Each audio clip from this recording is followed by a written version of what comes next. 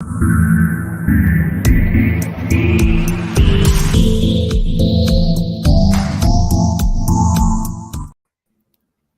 and welcome to another episode of Dojo Live this Thursday, July 27th, 2023. My name is Kim Lantis, and as per the usual, it's my pleasure to be co-hosting today along with America Guerrero. Hello, everybody. Nice to meet you, Deniz. Yes, nice to meet you, Deniz. Deniz Kent, co-founder and CEO of Prolific Machines. Thank you for joining us. Thanks for having me. Yes, it's going to be a really fun conversation. I mean, pre-show, we bantered back and forth. I can tell that you've got a really cool energy, and I'm looking forward to get to knowing you as well as Prolific Machines better. So let's just do that. If you could kick us off, Deniz, with your story. What's your passion and what's led up to Prolific Machines? Where to begin? My parents were Turkish immigrants to the UK. They had sex at the perfect time. I was born in the UK, very lucky baby.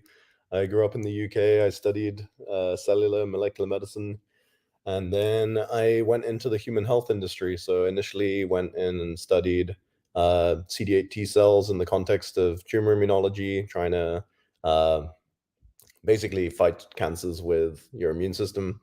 And then I went into the pharmaceutical industry. I was working at GlaxoSmithKline, and we were trying to find a cure for asthma, which was fun. I have asthma and I hate using my inhaler, so I like the idea of just a single dose cure. And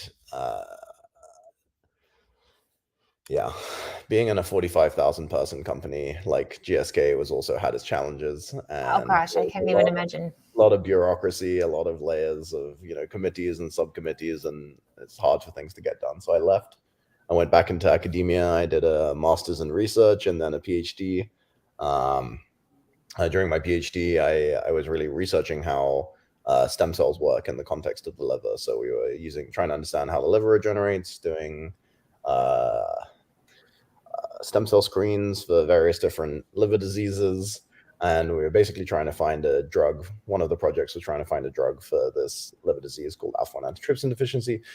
Wow. All of this to say, I spent most of my career working in human health, and then I became quite interested in planetary health for a number of reasons, both some things that were happening in my personal life, but also some things that I was just seeing in the world around me. And it became quite clear that climate change and ecological destruction is real. An existential risk. Yes, it's completely real. I mean, I know people very close to me who still laugh and scoff at global warming and this idea, but I'm like, every summer gets hotter than the summer before it. And this one in particular, I'm like, man, I know last year was insane for the UK, but even here in Hermosillo, Sonora, it's the Sonoran Desert. Of course, it's going to get hot, but it's just crazy hot. I can't believe it. Yeah, and some places are more cold. It's not. People. Global warming makes everywhere warmer. Actually, will make some places colder. Exactly.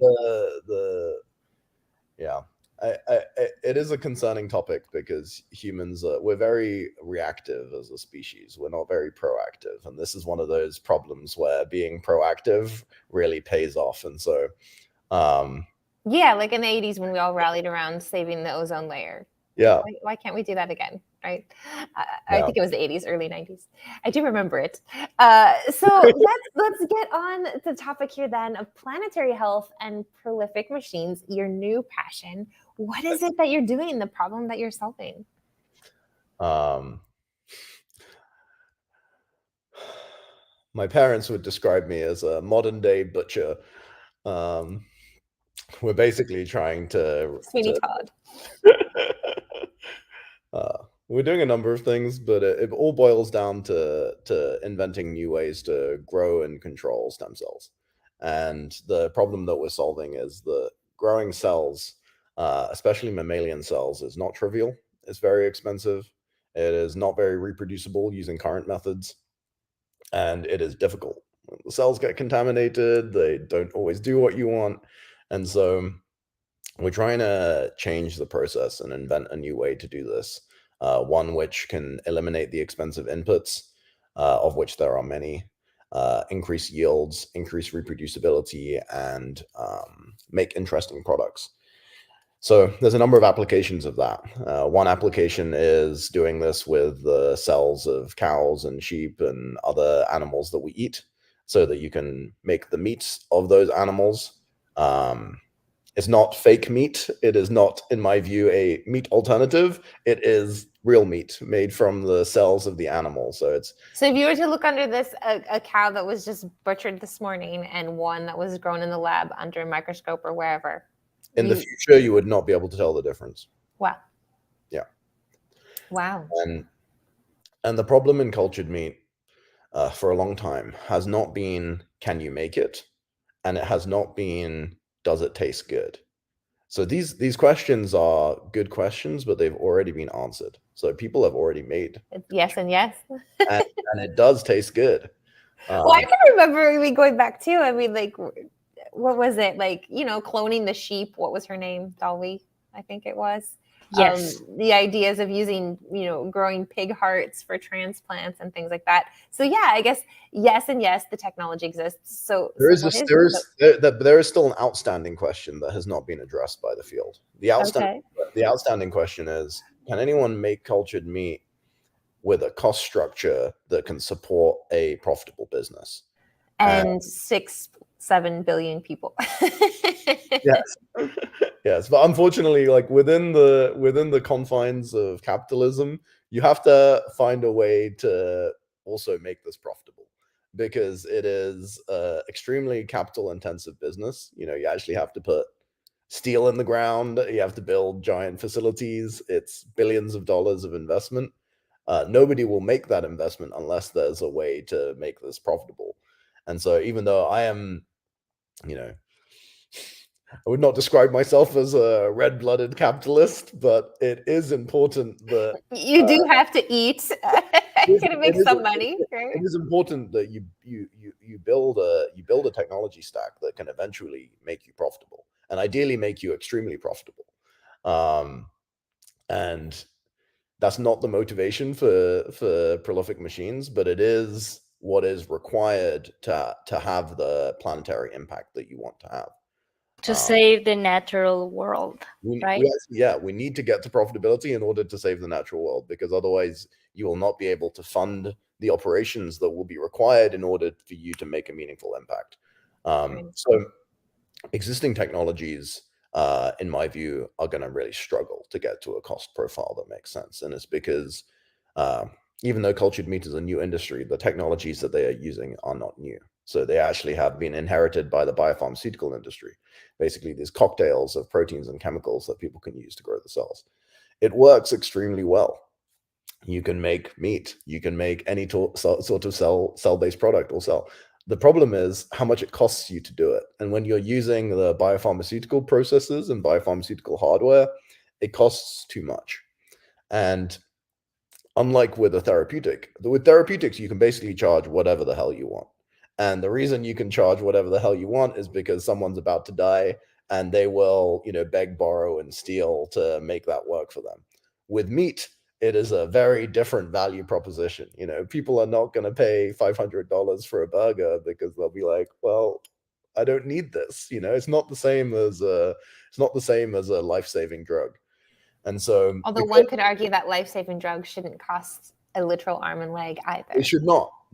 And I'm all for democratizing healthcare, and that is, you know, one of the things that Prolific Machines is working on, is in addition to cultured meat. We also we have an antibody program. We're getting into cell and gene therapy, and the reasoning for doing that is because we want to bring down the cost and democratize access to these things. However, the reality of the situation as of today is that those drugs are still extremely expensive. Some of these antibody treatments are in the hundreds of thousands of dollars per person per year. Some of these cell-based therapy treatments are upwards of $500,000 per person per year. So it is insane. And Prolific has a way to reduce the cost of these things. And it's a combination of engineering the cells to not need these expensive inputs, also completely rethinking and redesigning the bioreactor, and inventing software which can really, really precisely control the cells. And when you can really precisely control the cells, a lot of interesting things can happen. For example, increased yields, increased product quality, etc. So what's this look like? There's a lot of rambling. What's this look like in terms of your current process and where you're at? Like, are you is your lab work mostly like on the hardware side, like the the mechanical engineering components? Is it on the software side? We have where are you at right now? We have a very multidisciplinary team. So we have a large synthetic biology team that is engineering the cells. We have a very talented physics engineering team that is building the new bioreactors, and then we have a software team, data analytics, like the software data science team that basically builds the software to control the cells. So, and then we have a material science team, cell biology team. It's extremely multidisciplinary. Yeah. That has its challenges and advantages. The food science team, I like it. You learn a lot. How does the final product looks like? I mean, can I find a New York steak cultured by this kind of technology? Or because I'm imagining like a package, but like a square package full of raw meat, and it kind of looks disgusting in my mind. But how does this look like? So it will look eventually it will look indistinguishable to the meat that you purchase. You might even pick it up by accident. The cultured meat that is produced as of today mainly falls into the category of expensive mush. The reason is because it's very hard to pattern cells. And this is one of the things that Prolific has been working on. So we have two main work streams. One is just growing cells in bulk in a way that is lowest cost in the industry as far as we're aware. However, this does not make you a T-bone steak. It just makes you basically a mush of cells. And that mush of cells is useful for things like burgers, sausages, chicken nuggets, anything where like structure doesn't really matter. Yeah.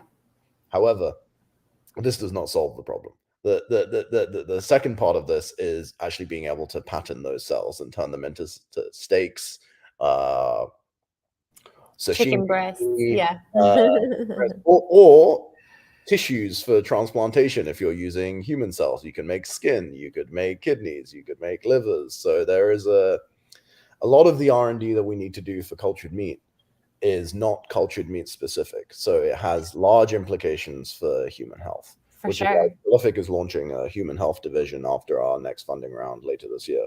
For this very reason, because we realize that so much of the work that we're doing has applications beyond cultured meat.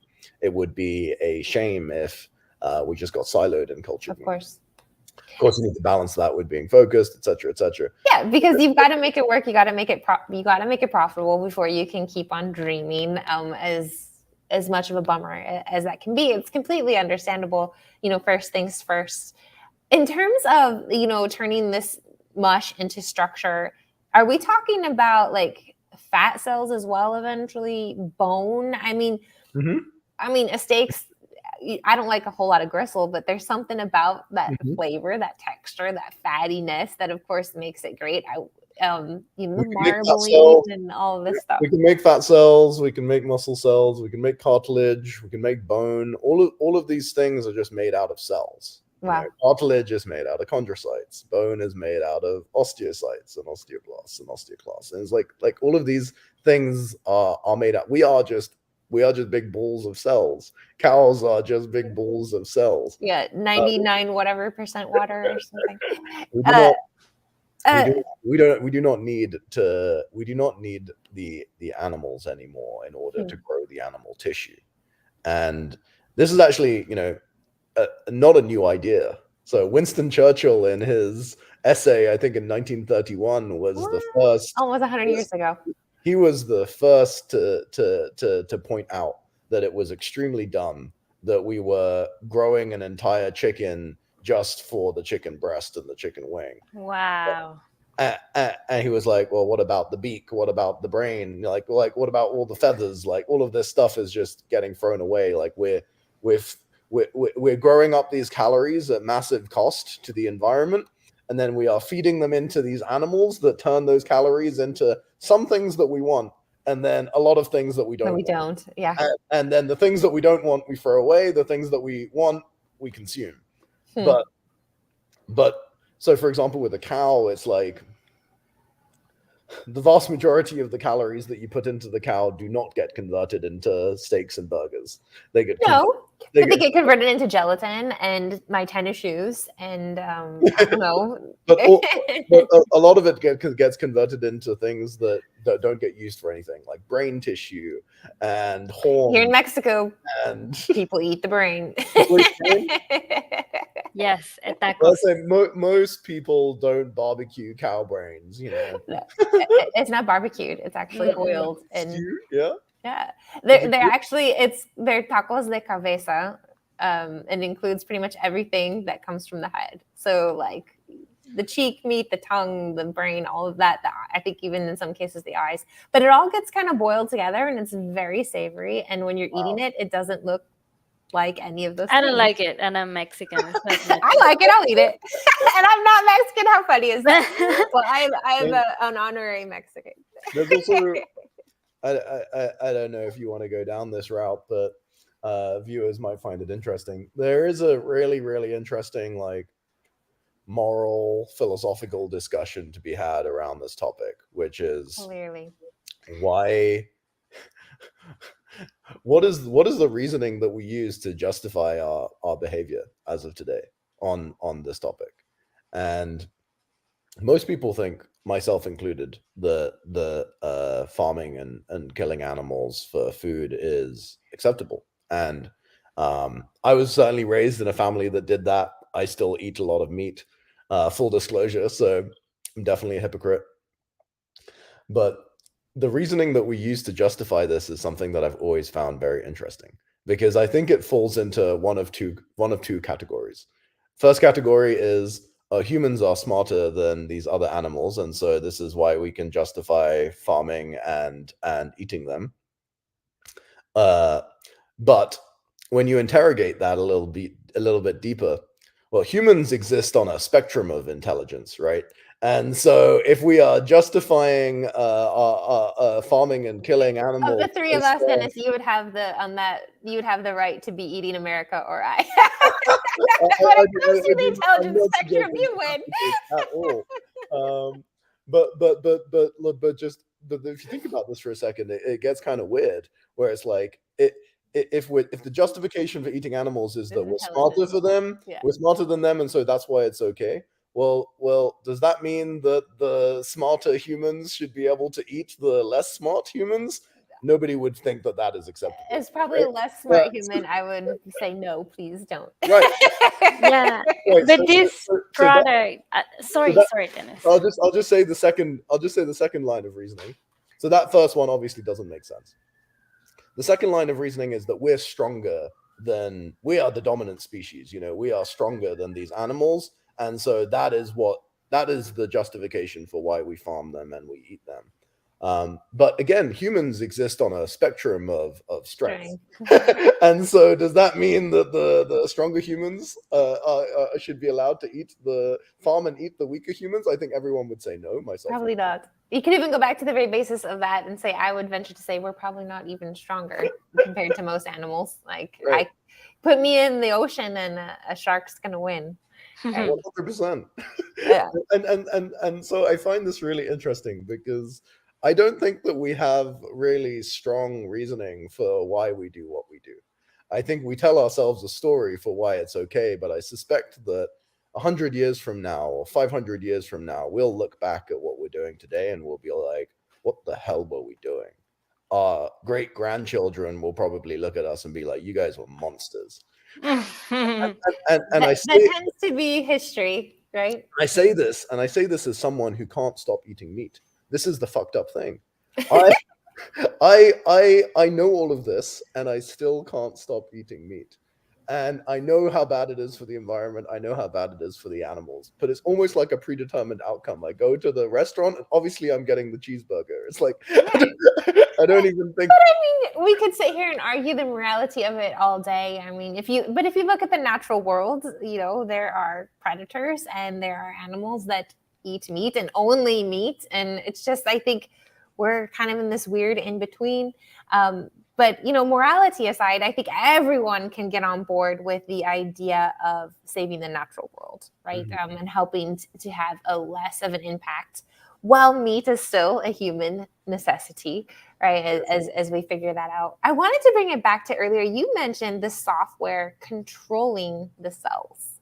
I think this is something new for us in terms of what we sort of heard, at least for me, that I can recall on Dojo Live. We talk about a lot of software, a lot of it in biotech, medtech, health tech.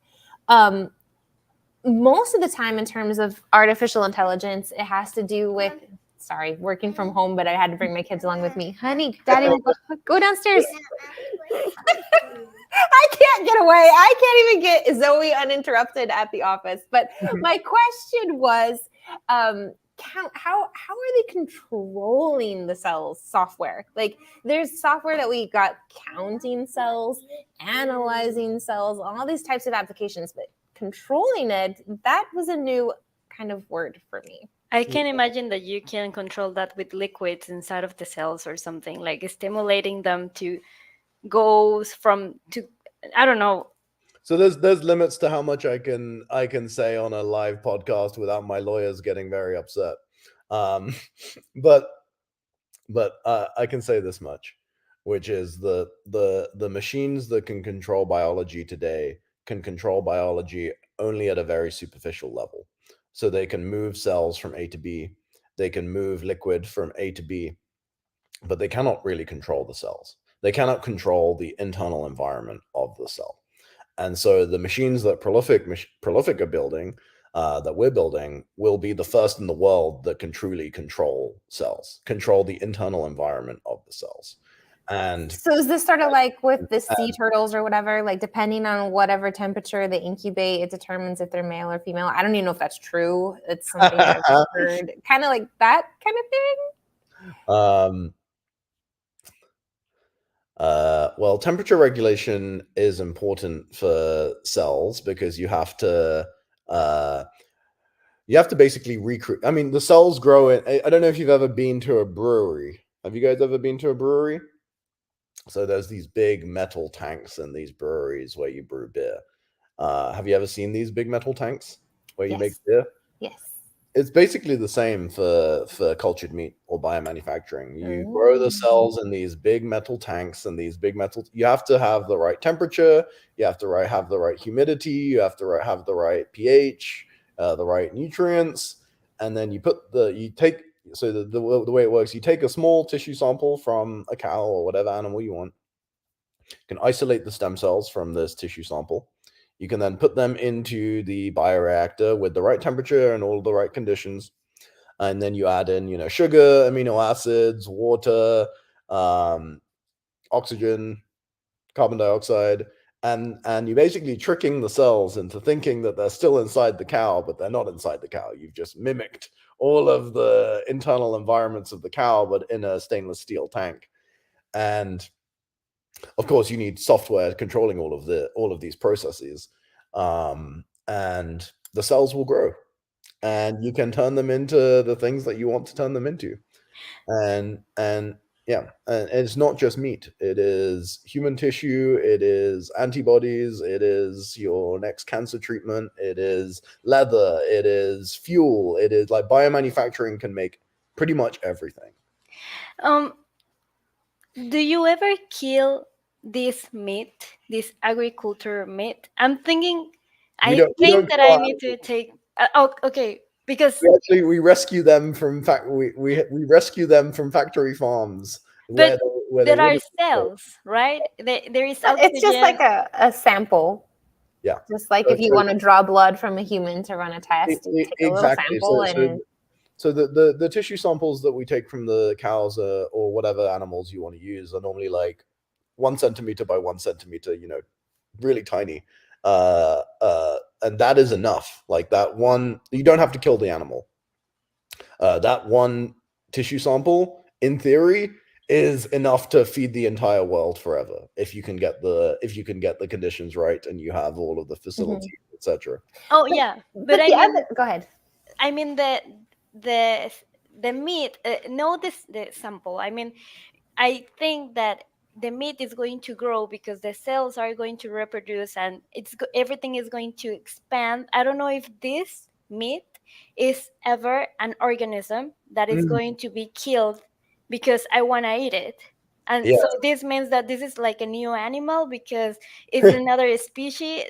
So this is an interesting question. This is again going back to philosophy, I think. It's around like,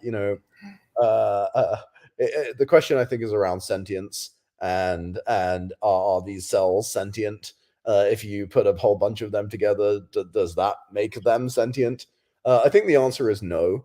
Obviously, we still have some outstanding questions on how consciousness works, but pretty much everybody agrees that you do need to have a brain and a nervous system in order to be conscious. Right. In this sense, it's going to be no different than a piece of grain or a stalk of corn. So yes, these cells, obviously we don't have any cow brains in these bioreactors, so I do not expect any of our cells to be until you get to the Mexican market. Then you're going to need yeah, the Mexican brain market, completely untapped. Massive market. Okay, we're pivoting the company. But I mean, I do find this absolutely fascinating. I do have one devil's advocate question kind of here for you. In terms of coming up with all these extra ingredients, the sugar, the oxygen, the hydrogen, these big machines, does that not also have its impact on the environment? I mean, is this win some, lose some? I mean, coming back to even now, like if we're looking for alternative energy sources, like wind turbines, and then this is like an eyesore, and the turbines themselves are, what's the word? Contamination, and they have to be buried. And so, I mean, I think it's always this idea of trying to find the alternative and improving that alternative and making it better and better for the future. But I mean, this doesn't come without its This is an important and topical question because you're right. There are costs. If you need a stainless steel tank, there's greenhouse gas emissions associated with the steel. If you need concrete, there are greenhouse gas emissions associated with the concrete. Now, traditional animal agriculture also uses steel and concrete, so some of these emissions are going to happen regardless. But you're right. So there was recently a paper that came out that suggested that cultured meat could be worse for the environment than traditional meat. And this paper has been refuted by several different sources because it's basically nonsense. They took the worst possible case scenario for cultured meat and the best possible case scenario for traditional animal agriculture, and came to the conclusion that cultured meat was worse, but they didn't even take into account any of the technologies that are coming online. So the reality is that nobody knows what the environmental impact of cultured meat is truly going to be because nobody has yet scaled cultured meat to the point where you would be able to make that assessment. So anyone who says anything about the long-term environmental impact of cultured meat in a way that is conclusive is kidding themselves because we don't even have the data in order to make that assessment. However, and the good news is even if it was, I guess it's reversible, right? You just stop. So that there are ways to further. So there's data to suggest that cultured meat is around 80 to 90% less greenhouse gas emittive at scale relative to conventional animal agriculture. And several different sources have put this forward. You can do your own research. You do not need to trust me. But that still has not yet been proven. These are still speculations about what the future will be. And so the processes and the bioreactors and the facilities, all of these things are still being invented. And so we don't fully know what the cultured meat production is going to look like 100 years from now. Or the social impact. I mean, I'm thinking the kosher certificate in products, is this going to be able to be certificated by kosher, because you cannot mix different kind of animals? If the people is open to have the idea of eating this in a normal day, Yeah, even just the market for religions, it. Like, etc. will the public be willing? I pray over our cells all the time, so I think absolutely kosher.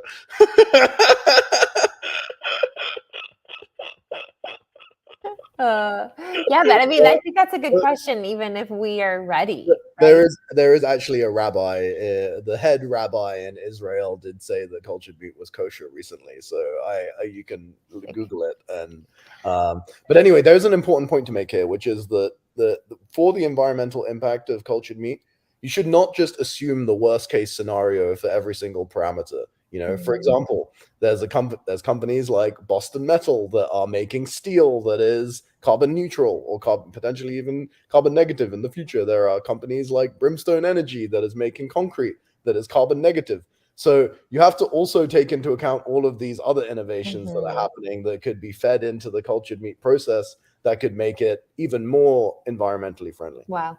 And there are ideas that I have and others have in order to make cultured meat carbon neutral or carbon negative. And one of those ideas is to use bacteria to actually suck methane from the atmosphere and use these methanotrophic bacteria to produce the sugars and the amino acids that you need to feed into your cultured meat process. So then you're basically converting greenhouse gases in the atmosphere into sugars and amino acids, which you are then feeding into your cow cells to turn into meat.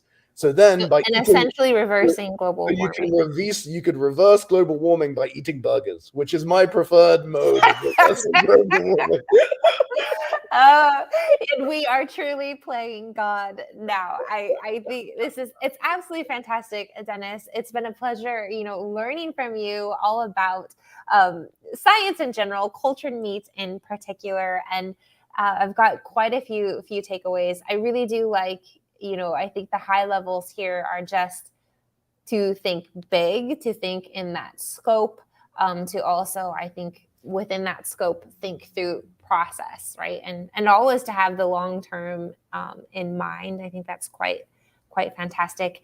Are there any one single, we've kind of overshot our half hour here, but I do want to ask you, what would be your words of wisdom? What would you share with other kind of founders, leaders, these big idea folks, or people who want to be big idea folks? What have you found that works, and what have you found that doesn't?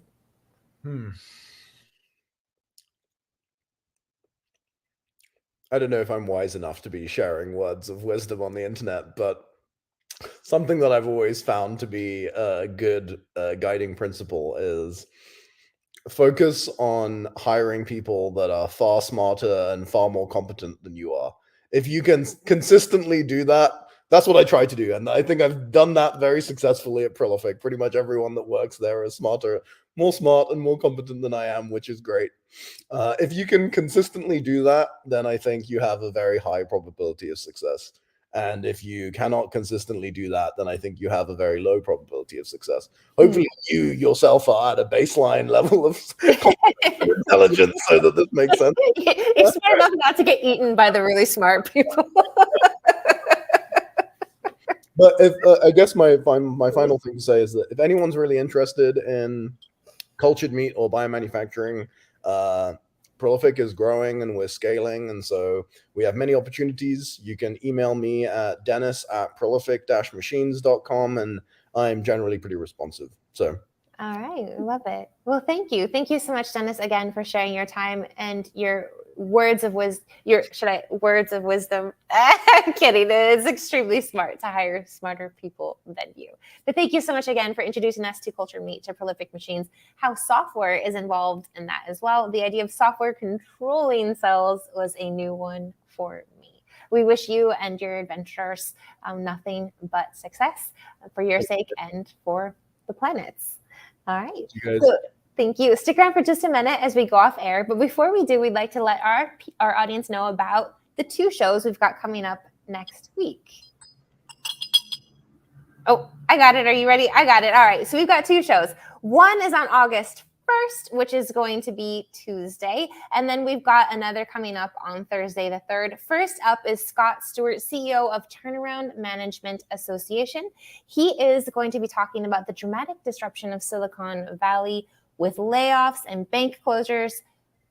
And is Silicon Valley basically facing a meltdown? Chun, chun, chun. We hope not. And then that'll be followed up with Lori Schaefer, CEO of dojolive technology. She's going to be talking about how AI is leading to profitable sales, process efficiency, and higher customer satisfaction. And yeah, that's going to be next week, Tuesday and Thursday, right here in Dojo Live, 10 o'clock Pacific. We'll see you then. Thanks again, Deniz. Thanks for having me, guys. Bye for now.